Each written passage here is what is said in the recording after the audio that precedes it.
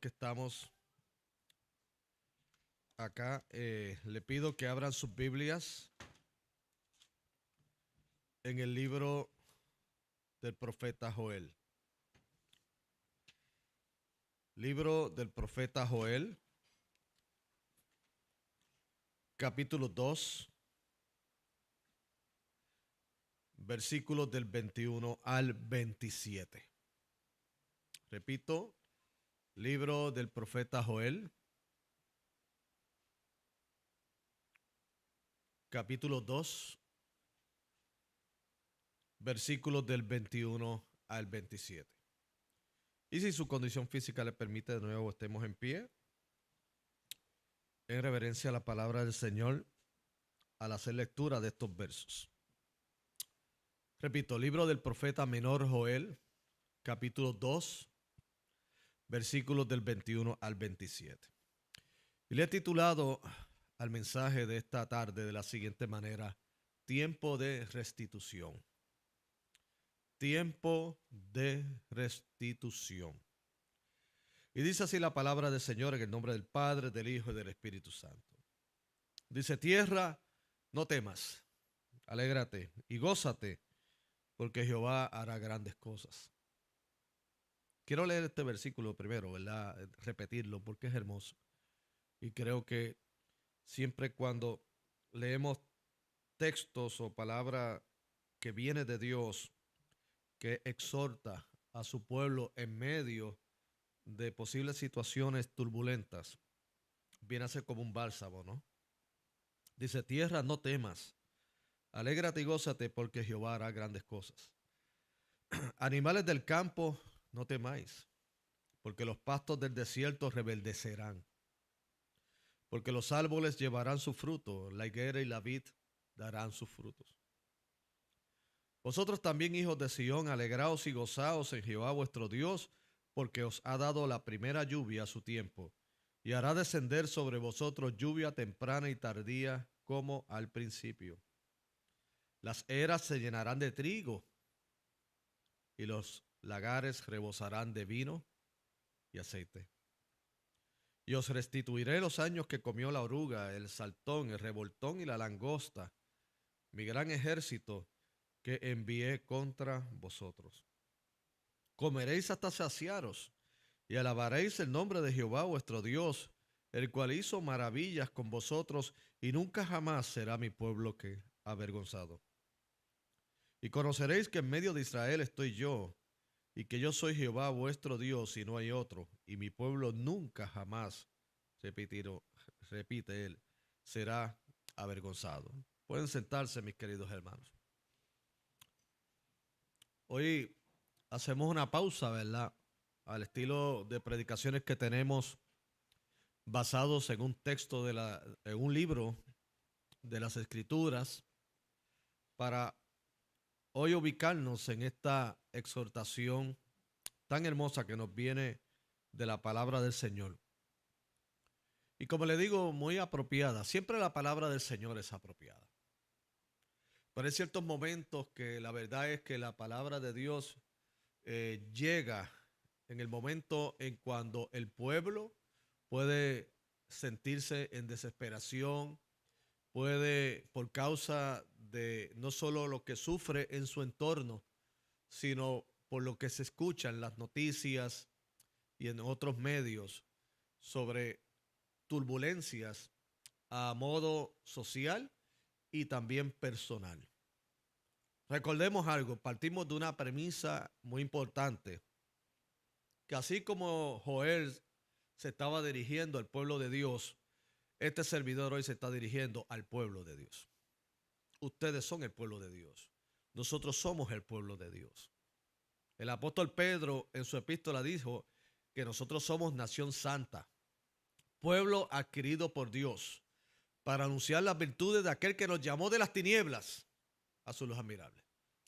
Así que, partiendo de ello, somos el pueblo de Dios, y las promesas de Dios no solamente fueron para el tiempo del Antiguo Testamento, no solamente fueron para los tiempos de Jesucristo o los tiempos de los apóstoles, sino que es la palabra de Dios para toda su iglesia en todas las edades, en todo ¿qué? Tiempo. Y hay algo maravilloso dentro del modelo en que Dios opera de acuerdo a las Sagradas Escrituras.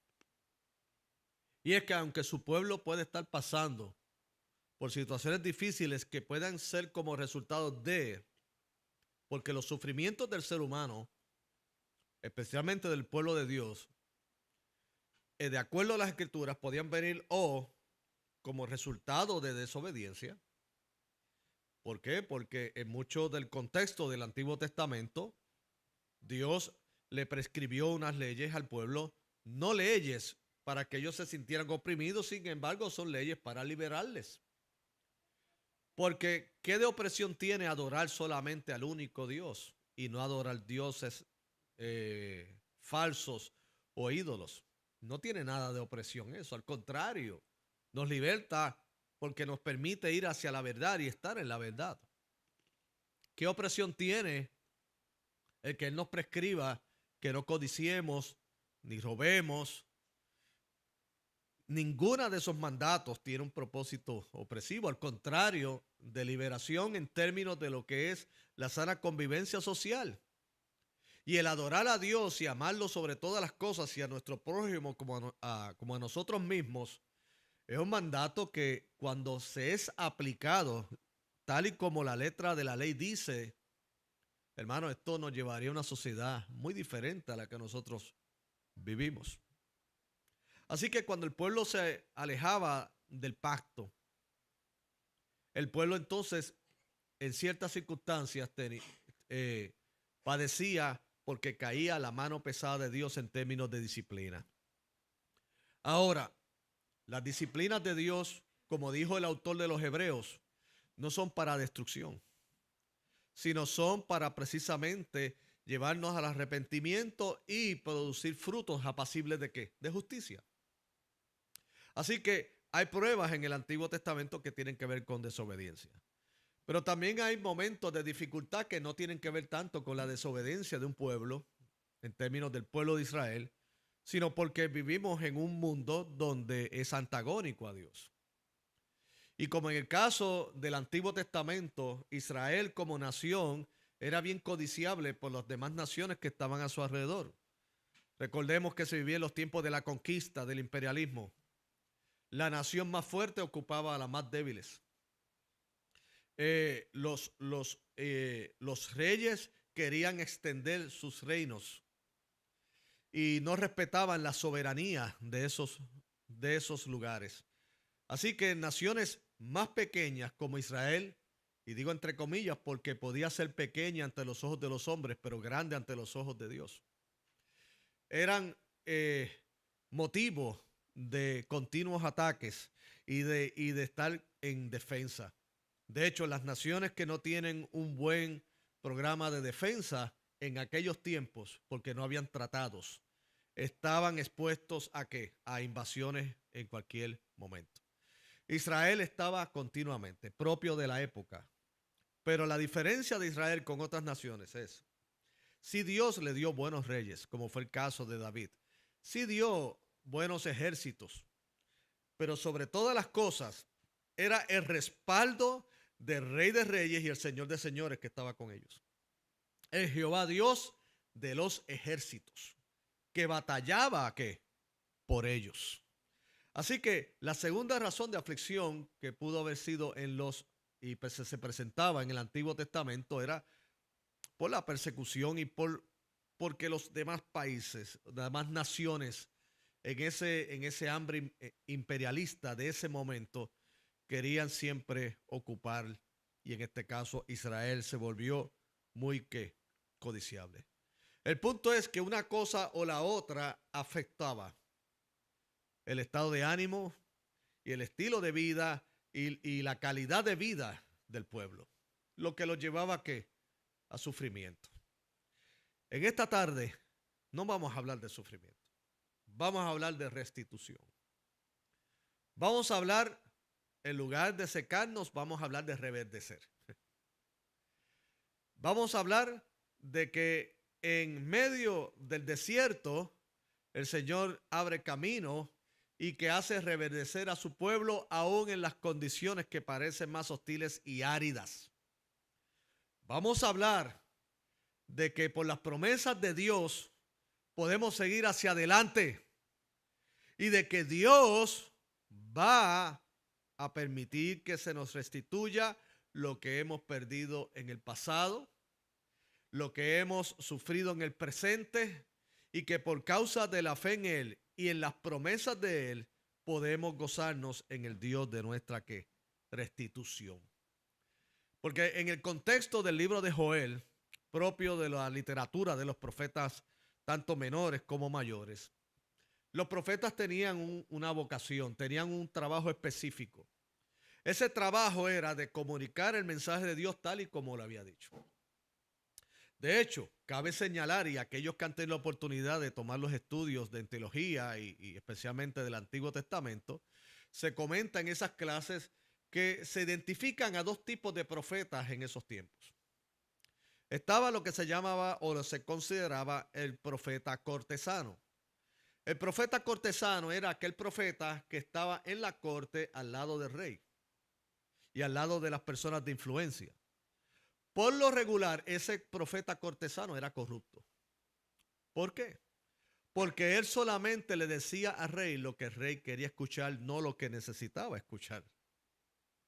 En los tiempos de Jeremías, si usted hace un vistazo, un estudio al libro de Jeremías, en su totalidad, va a ver que muchos de los señalamientos de Jeremías va contra esos profetas de la corte. ¿Y quiénes fueron los que tramaron contra Jeremías? Los profetas de la corte, que decían que Dios le había hablado, pero Jeremías de parte de Dios le decía, yo no he hablado con ellos. Si ellos hubieran estado en mi secreto, habrían escuchado mi voz, pero yo no he hablado a través de ellos.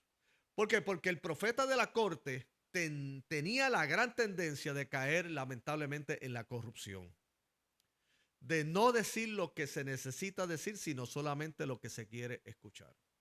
A diferencia del profeta clásico, el profeta clásico, así como Amós, como Elías, como Jeremías, era alguien que solamente estaba comprometido con Dios. Y que cuando tenía que ir a los reyes y decir, mira, el Señor está contigo, el Señor te está apoyando, así cumplía, porque Dios lo dijo, no para ganar simpatía con el rey. Pero de la misma manera, cuando tenía que decirle al rey y al pueblo, ustedes están mal, ustedes tienen que volver a la senda antigua, y estoy tomando palabras prestadas de Jeremías, hay que volver a la senda antigua, hay que ver en qué camino estamos, nos estamos desviando. Pues entonces ellos eran la conciencia del pueblo y de los altos líderes. Pero algunos no tenían la suficiente humildad para aceptar lo que decía el profeta. Y los profetas, cuando usted ve a Jesucristo, cuando él mismo dice a los de Israel, en este caso al pueblo de los judíos en su contexto, ustedes tienen hipocresía, porque ahora exaltan a los profetas, de los cuales ustedes hubieran sido los mismos que lo hubieran también entrado a pedradas en esos tiempos. Ahora lo celebran, pero en aquel momento su palabra tampoco hubiera hallado cabida en sus corazones y los hubieran apedreado. Joel, al igual que el profeta Amós, al igual que el profeta Jeremías, como dije, son los profetas clásicos. Es hablar la palabra de Dios, es hablar lo que Dios ha dado al pueblo y es lo que el pueblo necesita. En algunos momentos el pueblo necesita una dura corrección y una amonestación. En otros momentos el pueblo necesita palabras de ánimo, especialmente el pueblo que está aquí en opresión. En el contexto de Joel, la nación de Israel, por razones que en este momento no nos competen tocar, habían caído por unas pruebas muy difíciles. De hecho, se utiliza la imagen de una devastación, como las devastaciones que se hacen en los campos de sembrados. Se habla de la langosta, se habla de todos estos insectos que eran el motivo del dolor de cabeza cuando tú tenías una economía que dependía en su mayoría de forma agrícola. O sea, no habían dos cosas peores para un agricultor que o que hubiese una gran sequía o que hubiese una invasión de insectos. Y en este caso se compara, o algunos inclusive dicen que pudo haber sido también en la situación del pueblo al cual iba dirigido Joel, que habían sufrido invasiones de esa magnitud de insectos que habían afectado sus siembras, o que se utiliza esa imagen para ilustrar cómo había quedado el pueblo en sequía y había quedado en una situación deprimente. Pero ¿saben qué? En el caso de Joel, el Señor inmediatamente va y le dice a través del profeta, arrepiéntase. O sea, el arrepentimiento es una puerta que abre la bendición de Dios. No como una fórmula, porque una fórmula sería que yo digo unas palabras independientemente de cómo yo realmente las siento sinceramente, y creo que en sí mismo por esas palabras van a abrir puertas. No, en el caso del Señor esto no funciona de esta manera. No estamos hablando de Harry Potter. Estamos hablando que el arrepentimiento no solamente son palabras que se mencionan, sino que es una condición de duelo en el corazón. O sea, expresan con sus labios lo que ya están viviendo en su corazón. Están literalmente desgarrando sus ropas. En este caso, su corazón. ¿Y por qué utilizo esta imagen? Porque si usted que está familiarizado con las escrituras saben que los judíos cuando tenían momentos de duelo o momentos en que se sentían ofendidos y agraviados, ellos desgarraban sus vestiduras en señal de que de tristeza o de disgusto. Entonces aquí el Señor le dice, no desgarren sus ropas, sino que desgarren su corazón. En otras palabras, arrepiéntanse, vuelvan a Dios. ¿Por qué? Porque ese es el camino a la restauración. Y ese mensaje de arrepentimiento va entonces estrechamente unido a los efectos de ese arrepentimiento. Causa y efecto. Me arrepiento, el efecto es que Dios bendice. ¿Y qué es lo que Dios envía y lleva al pueblo en términos primero de evangelización? Le estamos diciendo al mundo que se arrepiente y que venga Jesucristo. No le demandamos arrepentimiento como quienes nosotros somos los jueces de sus vidas. No, nosotros no somos jueces. Nosotros somos heraldos de la gracia de Dios. Nosotros somos mensajeros del Señor. Nosotros somos embajadores de Cristo, que le pedimos al mundo que se reconcilien con Dios y que sí que se arrepientan. Pero cada cual sabe, ellos con su Dios y Dios con ellos, de qué se tienen que arrepentir y qué es lo que el Espíritu de Dios les señala que deben abandonar para acercarse a Dios. Porque los pastores ni los líderes cristianos estamos aquí para ser jueces, sino ser mensajeros de Cristo. Y que cada cual en su condición se acerque al Señor. Y el Señor, que conoce los corazones de la A a la Z, operará lo que es necesario para ti. Pero sabemos que la palabra arrepentimiento nunca es una palabra que es de inmediata aceptación. ¿Por qué? Porque a nadie le gusta arrepentirse de nada. Por lo regular buscamos una serie de excusas cuando se nos señala una falta. Bueno, yo hice esto, pero es porque tú hiciste esto.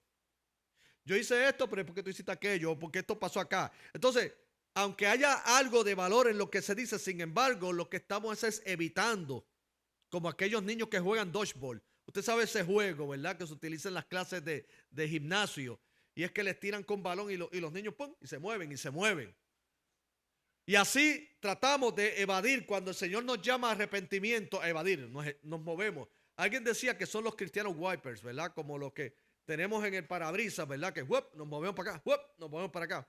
O sea, esquivamos y hasta inclusive le podemos dar la razón a Dios y decir, sí, yo me tengo que arrepentir, pero también aquel se tiene que arrepentir porque yo hice esto por esto, yo hice aquello por ello. Entonces, jugamos al fenómeno de Adán, que Adán le falló a Dios, pero luego le dijo a Dios, fue la mujer que tú me diste. En otras palabras, es culpa tuya. Y ese no es el tipo de arrepentimiento que Dios busca. El tipo de arrepentimiento es que podamos decir yo, como dijo el hijo pródigo, yo he pecado contra el cielo y contra ti. Yo he pecado y por lo tanto lo que me resta es volver ¿qué? Al Padre.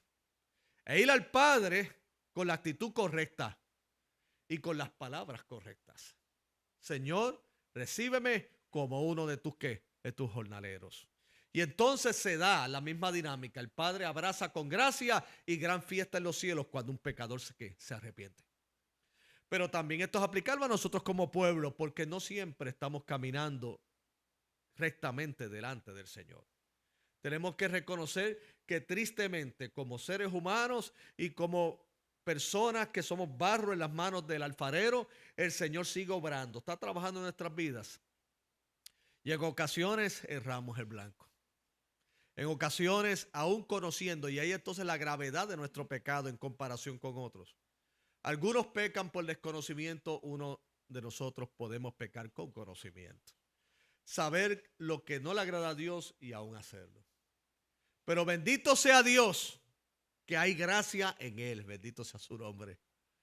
Y que aunque hayamos pecado y aún hayamos pecado tristemente, deliberadamente, si tenemos arrepentimiento genuino, desgarramos verdaderamente nuestro corazón delante de Dios, Dios obra. Entonces, ya hablamos de esa parte del arrepentimiento y lo hemos mencionado porque es esencial dentro de la reflexión del libro de Joel. Pero como le dije anteriormente, quiero concentrarme hoy en la restitución. ¿Cuántos de nosotros hemos pensado cuándo mi condición va a cambiar? Y estoy hablando de condición anímica, estoy hablando de condición económica, estoy hablando de condición familiar, estoy hablando de nuestra condición en cuanto a nuestra relación con Dios. Llevo demasiado tiempo caminando por un camino tortuoso. Llevo mucho tiempo caminando por una senda donde parece que avanzo y no avanzo. Es como tratar de moverse en tierra movediza, que cada intento de salir hacia afuera lo que hace es que me hunde más. ¿Cuántos se han sentido así? Yo le voy a decir algo, este servidor, aún en el ministerio, como lo he llevado por 36 años, ha habido momentos que me he sentido así. Que no ha habido momentos, no uno, varios, donde le he dicho, Señor, ¿cuándo voy a salir de esto? Ya sea de una ansiedad, ya sea inclusive de sentimientos de depresión, ya sea de condiciones económicas, sea las condiciones que sean. Porque aún los que servimos a Dios no estamos exentos de los sufrimientos propios de la humanidad. Y usted como creyente no está exento. Y nuestro Señor Jesucristo lo sabe. No solamente lo sabe, sino que lo experimentó en carne. Y por eso podemos ir confiadamente al trono de ¿qué? De su gracia. Entonces el Señor, como dijo el salmista una ocasión, yo hablaré paz a mi pueblo para que no se vuelva a la locura. Y ese pasaje del salmista para mí sigue siendo uno de los favoritos. ¿Por qué? Porque veo la gran consideración de Dios hacia el pueblo. O sea, el pueblo está pasando situaciones difíciles. Ha venido la devastación a su vida. Se preguntan cuándo saldrán de ahí. Entonces el Señor, como buen pastor, digo, yo hablaré paz a mi pueblo porque no quiero que lleguen al nivel de la locura. Y yo quiero, mis queridos hermanos, que vivimos unos tiempos, Señor, turbulentos. No necesariamente voy a entrar en el mundo político, no me compete en este momento. Pero sé, esta semana, estas pasadas semanas, como pastor y como educador, he recibido muchas noticias de familias llorando grandemente, de inseguridad y de tensión. Y ustedes saben a lo que me estoy refiriendo. No han sido pocas, han sido muchas. No solo de nuestra congregación, sino fuera, hasta personas que jamás pensé que me iban a estar llamando. Hay tensión. Hay ansiedad. ¿Qué me va a pasar? Y yo lo que he preguntado es lo primero es, ¿dónde está tu ciudadanía? Cuando me dicen, ¿cuál? Yo digo, la de los cielos. Me dicen, esa no he pensado. Pues yo creo que el tiempo es pensar en esa primero. Vamos a pensar en esa primero. Vamos a pensar en la ciudadanía que tenemos en los cielos a través de la fe en Jesucristo. La pregunta es, ¿has entendido el Evangelio y has entregado tu vida a Jesucristo? Porque por ahí vamos a comenzar. Porque lo más importante del ser humano, no desmereciendo la otra, es que ¿dónde estamos en relación a nuestro Dios? Si somos extranjeros en cuanto a Dios o somos parte del pueblo de Dios. Si somos parte del pueblo de Dios, recordemos que aquí somos entonces peregrinos y extranjeros, con papeles o sin papeles. Somos peregrinos y extranjeros. Esta no es mi localidad permanente, sea que muera en los Estados Unidos o no. Mi ciudadanía está en los cielos, donde está sentado ¿qué? El Señor. Y mientras yo peregrino y mientras yo camino en esta tierra, el Señor ha de tener cuidado de cada uno de nosotros. El Señor se levantará como poderoso gigante. ¿Por qué? Porque hablará paz a su pueblo para que no se vuelva a la locura. Le dará estabilidad. Le dará las promesas. Se las recordará una y otra vez. De que no importa lo que el hombre o el sistema o las circunstancias que no están bajo nuestro control parece que vaya en contra nuestra, el Señor está con nosotros. Si el Señor está con nosotros, ¿quién contra qué? Nosotros. Y le voy a decir algo, de parte del Señor, de parte de lo que el texto nos dice, y es lo que quiero de nuevo enfatizar. Dios va a permitir los tiempos de refrigerio para cada uno de nosotros. Yo quiero que se enfoque, y esto no es algo que simplemente lo digo como si fuera un placebo psicológico. ¿Qué sería un placebo psicológico? Usted sabe lo que es un placebo en términos de la medicina, ¿no? Un placebo, hay personas que son hipocondriacas, o sea, que tienen enfermedades pero solo son imaginarias. Y cada vez que tiene un dolor aquí, ay, es que yo creo que me van a amputar el brazo. No están pensando que puede ser algo que se resuelve con una crema, no. Ay, yo creo que yo tengo algo aquí porque yo vi en YouTube que personas que tenían condiciones graves empezaron con dolor aquí. Ay, Dios mío. Y ya se imagina que va a vivir la vida sin un brazo. Entonces se ha hecho una película y cuando llega el médico le dice, ay, bendito, eso pasa por lo mucho. ¿Lo mucho qué? Por los muchos años que tiene, mijo. Eso pasa porque por mucha actividad que tiene, está moviendo el brazo. Tranquilo, dale descanso, pero nadie te lo va a cortar el brazo, nadie se va a morir de eso. Pero el hipocondriaco ve amenaza de muerte en cualquier cosa, en cualquier enfermedad. Y usted sabe que los médicos están conscientes de ellos y en algunos casos, luego de hacerle todos los exámenes correspondientes y responsables, le dan placebos. ¿Qué son placebos? Le dice, mira, te voy a recetar esto y tú te lo tomas y mañana vas a estar bien. Pero no es un medicamento, es una pastilla de azúcar. Luego se lo toman porque como es un asunto psicológico, ellos se lo toman y dicen, wow, esta medicina del doctor es excelente. Oh, tremendo. Y hasta recomienda el medicamento a los demás. De lo cual a lo mejor no hay tanta diferencia con un Starburst. Pero ella en su mente, porque todo está aquí. Entonces, ¿por qué estoy diciendo que lo que estoy diciendo no es un placebo psicológico? Yo no te estoy diciendo esto simplemente para que tú te sientas bien hoy, es para que lo creas de verdad. Porque la palabra de Dios no es un placebo. La palabra de Dios no es un entretenimiento psicológico para que te desvíes de la realidad y vivas en un mundo fantasioso, pero aún así la realidad está. Estoy diciendo que sí hay situaciones reales en nuestra vida, en nuestro ambiente, en nuestro mundo, pero si tan real esas situaciones, más real es Dios también que está al control de ellas. Entonces, lo que te vamos a mencionar a continuación, quiero que las creas de todo corazón. No porque las pronuncio yo no tengo ningún poder en mí, en nada. Simplemente yo repito lo que Dios ha dicho que en su palabra. Y aquí, a modo de resumen, lo primero que quiero compartir es que Dios a través del profeta Joel le dijo al pueblo en ese momento que no tenía como ninguna esperanza de que su vida y su suerte iba a cambiar. Le dijo, el tiempo de la devastación queda atrás. Wow. El tiempo de la devastación quedó atrás. Cuando dice aquí, en Joel capítulo 2, cuando dice, yo te voy a restituir lo que la langosta, lo que hizo aquello, lo que hizo el otro, o sea, refiriéndose a toda esa gama de insectos, que es la que representaba a las que consumían los cultivos. Él está diciendo, yo te voy a restituir lo que la langosta, lo que revoltón, o sea, todo lo que había provocado ese tipo de daño, el saltón, el revoltón, la oruga, todo eso que comió, mi gran ejército que envié contra vosotros, yo los voy a restituir. Hermanos, ¿cuántos han llorado bastante? Y no me refiero a la situación presente, en la vida. Hay veces que, le voy a decir algo, a veces uno piensa, wow, ¿no le ha pasado a usted que hasta uno se vuelve supersticioso sin querer? Le voy a decir algo, por ejemplo, recuerdo una vez, estaba en una reunión de pastores, mucho tiempo atrás, mucho tiempo atrás. Y entonces un pastor me dice, yo le pregunto, ¿y cómo estás tú y tu iglesia? Me dice, tengo miedo de decírtelo, Pacheco.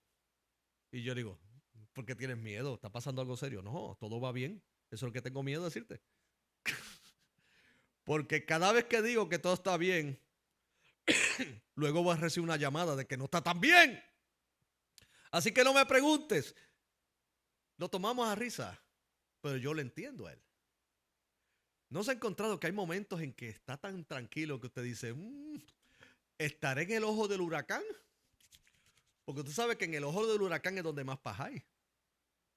Los que han pasado por un huracán saben que la primera parte devasta y de momento como que todo está bien. Y hasta los niños que no saben dicen, se fue el huracán. ¡No! Ahora es que viene lo más fuerte. Es como un tiempo de respiro para luego que venga la otra parte de la fiesta.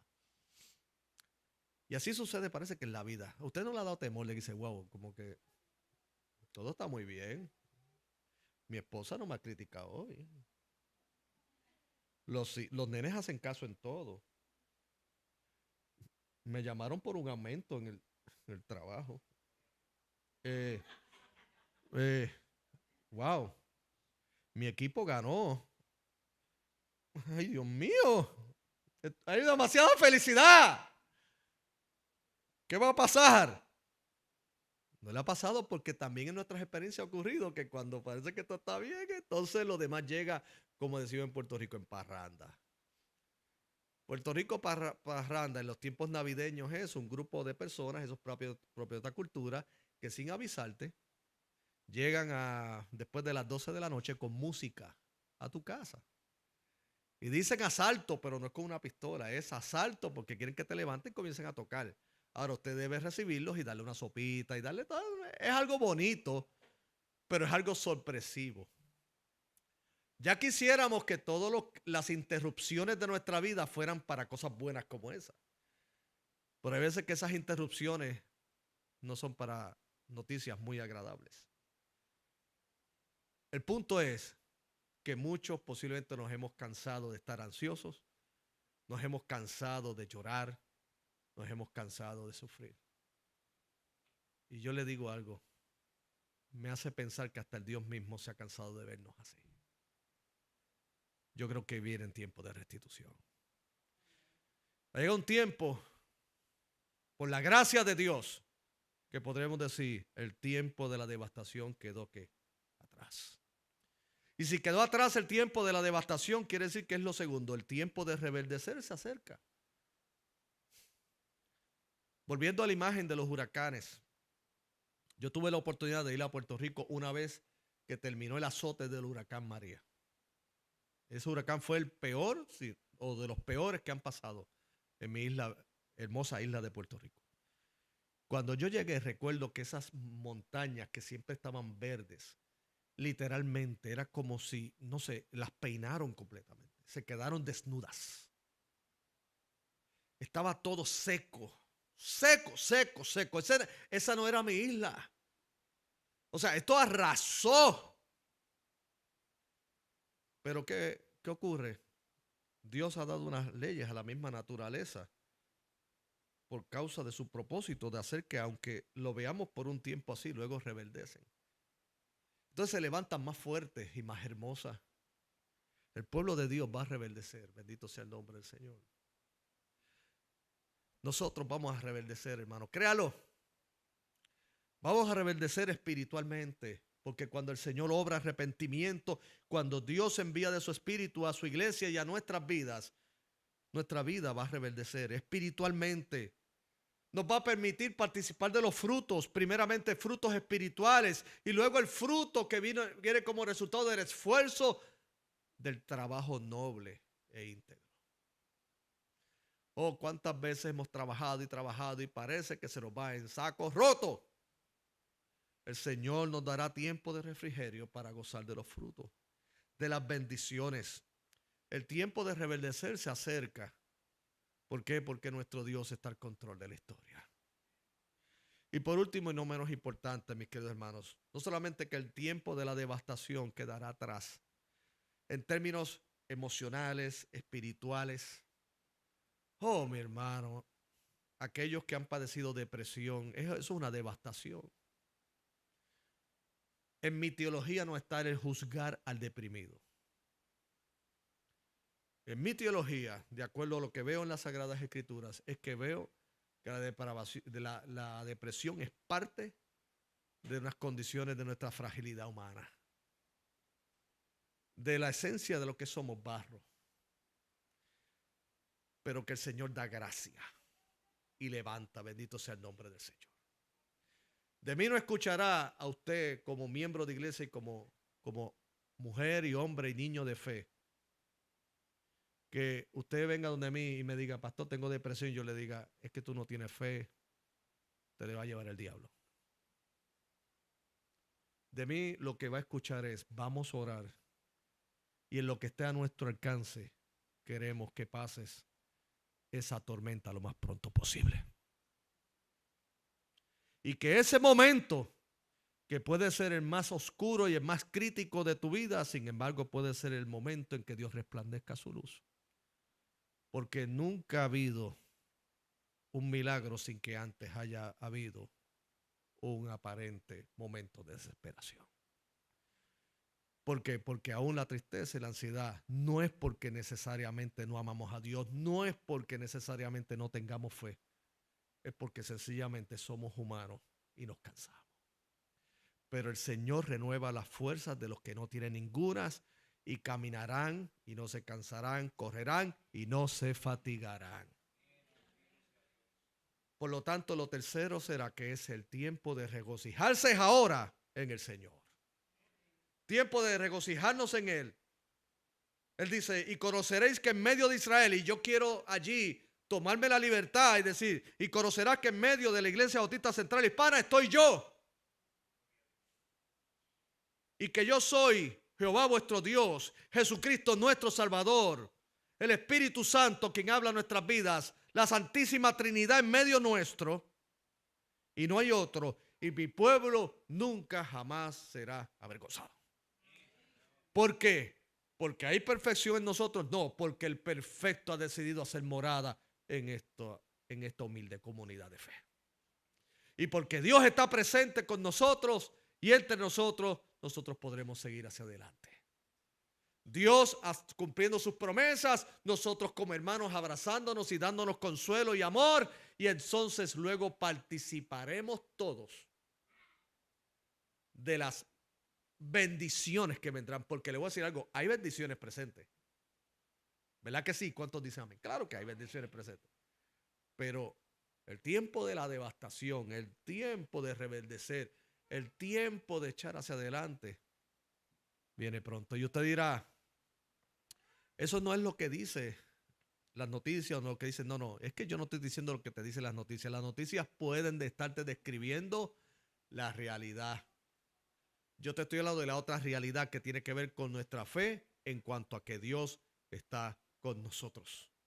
Y que de acuerdo al testimonio bíblico, el pueblo pasó por muchas situaciones, pero también el Señor lo levantó de muchas situaciones y reverdeció para la gloria de Dios. Dele un aplauso al Señor y vamos a orar.